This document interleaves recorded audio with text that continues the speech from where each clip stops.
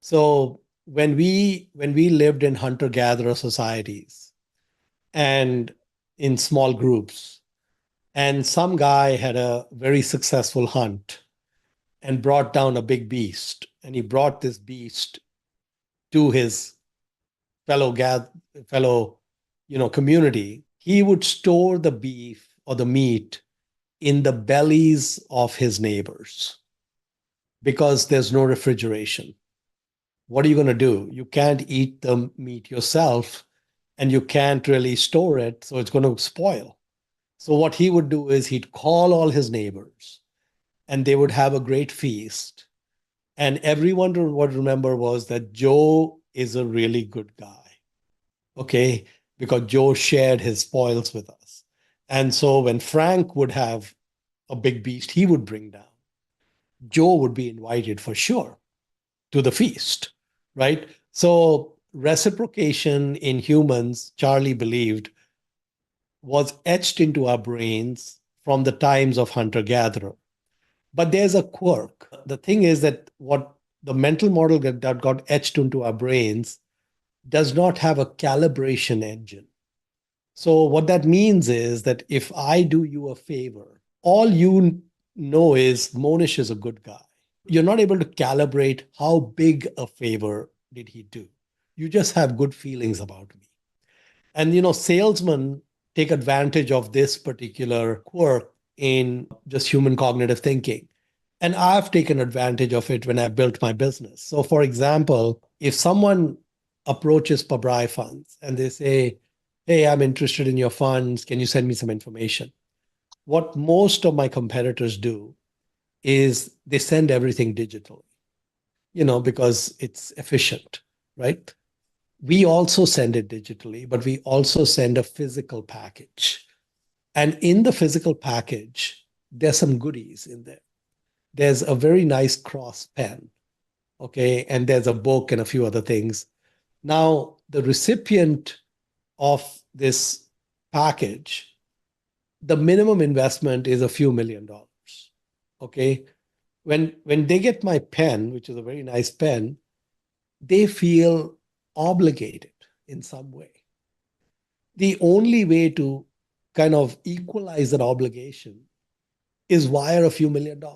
And so, or if they don't wire the few $1 million, returning that pen is really complicated. You know what I'm saying? You've got to go, package it and send it to the post office and whatever. So if I send out 100 of these packages, maybe one or two out of a couple of hundred come back saying, thank you for your package. I don't have an interest in the services of the fund. Warm regards, right? But 98, 99% don't come back. And those 98, 99% feel good about Monish. So it's $50 one way and a few million the other way because there's no calibration engine. There's a book. I don't think Charlie ever read this book. It's a book by Adam Grant called Give&Take. And it's a great book to read. And Adam Grant basically said that there are three kinds of people in this world: the givers, the takers, and the matchers. Okay. The givers are the people who are always trying to do things for others without any scorecard and without anything in return. They just want to help you. Okay. The takers, I don't need to explain what a taker is. You just want to have nothing to ever do with a taker. They just want to extract from you with never giving anything back. Selfish people. And then the matchers who think they're really smart. Oh, Robert did X for me. I'm going to do exactly X for him. Okay. What Adam pointed out in his book is that the givers end up owning the world. And they end up owning the world because there's so much goodwill they generate with all the people around them.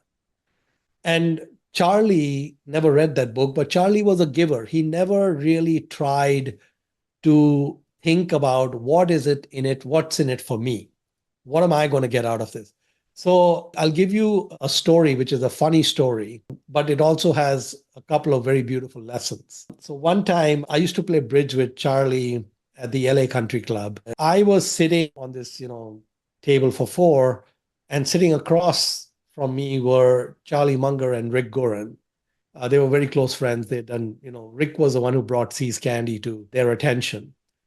So I said, when you guys were, in the 60s shooting fish in a barrel after the water had been run out with all the deals you guys were doing, tell me about one of the more interesting deals. Okay. So the two of them look at each other, and Rick Goren tells them, why don't you tell him about that redhead nurse? And Charlie says, oh, yeah, yeah. He says, Rick, yeah, that's a good story. So he tells me, he said there was this maverick entrepreneur in California, Southern California, who had come up with this kind of liquid adhesive you could pour into your radiator if there was a leak, and it would automatically seal any leaks. And to build sales, what the guy did was he used to go to different auto body shops, auto repair shops, call the mechanics, and then pull out his gun and shoot a hole in his car's radiator, and then pour the liquid and show them that there was no leak. Okay. And that's how he built sales. Okay. Now, this guy passes away, premature, heart attack. The wife who's grieving finds out that the executor of his will is this redhead nurse who he was having an affair with that she didn't even know about. Okay. So he left the business and all the assets to the wife, but he made the mistress the executor of the will. Okay. And both the women were pissed off at each other. And the business itself actually was basically bankrupt. They had some debt, and it really didn't have any value beyond the debt. And Charlie and Rick wanted to buy the business. There were two $80,000 notes that were owed to two aunts of the wife. And so they could have bought those notes at a discount from those two women.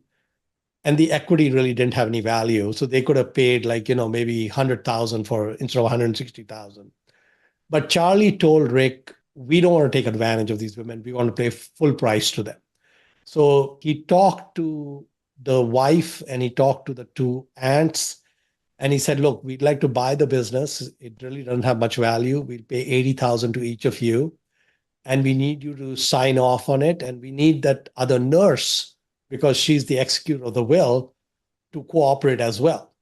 And the nurse was not willing to sign off on anything. She wasn't going to get anything, and she was pissed off.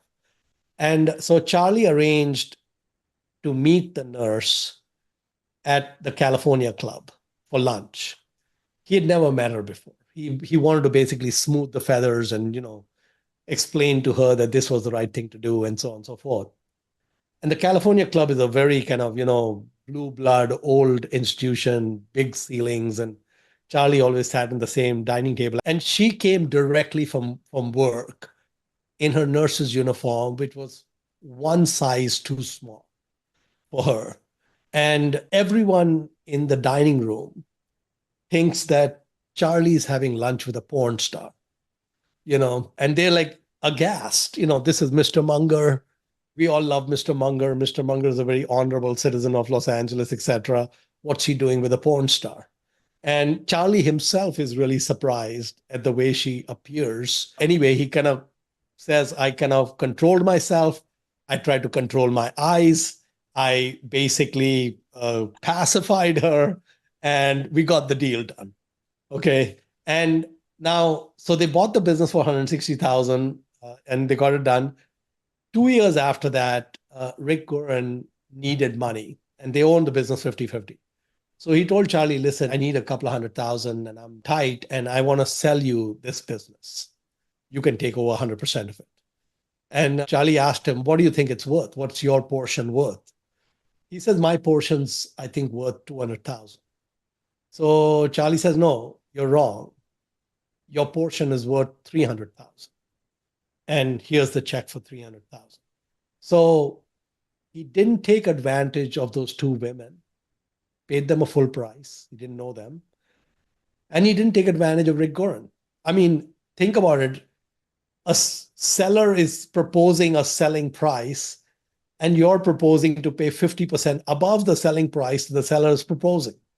Okay.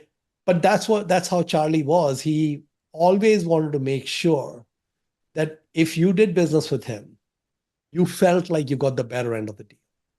Now, obviously, once you do something like that for Rick, you've cemented a friendship and trust and everything else for a lifetime and beyond. And, Rick will do anything for you. So I think that I found the story funny, but I think that story also has some many, many good lessons for us. So I think in business, when we think about it, things in that context of win-win as opposed to transactional, I think we get a lot of tailwinds.